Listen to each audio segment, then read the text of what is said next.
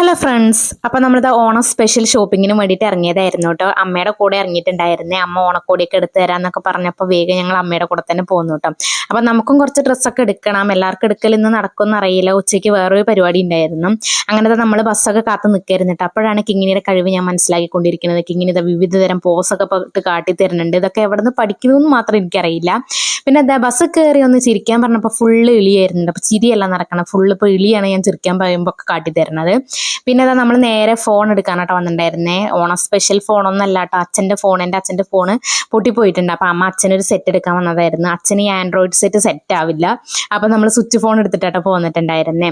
പിന്നെ അതാ നമ്മൾ നേരെ ഡ്രസ്സ് എടുക്കാൻ വന്നിട്ടുണ്ടായിരുന്നു. അപ്പോൾ എനിക്ക് ഈ ഡ്രസ്സും ഫുഡും കണ്ടു കഴിഞ്ഞ് കഴിഞ്ഞാൽ പിന്നെ വീഡിയോസ് എടുക്കണ കാര്യമൊക്കെ മറന്നു പോയിട്ടുണ്ടാവും കേട്ടോ. അപ്പോൾ അതുപോലെ ഇപ്പോഴും സംഭവിച്ചിട്ടുണ്ട്, ഞാൻ വീഡിയോ എടുക്കാൻ മറന്നു പോയിട്ടുണ്ട്. അപ്പോൾ കിങ്ങിണിക്ക് നമ്മൾ ഈ ഡ്രസ്സ് നോക്കിയിട്ടുണ്ടായിരുന്നു, പക്ഷെ കുറച്ച് ഇറക്കം കുറവായതുകൊണ്ട് അതെടുത്തില്ല കേട്ടോ.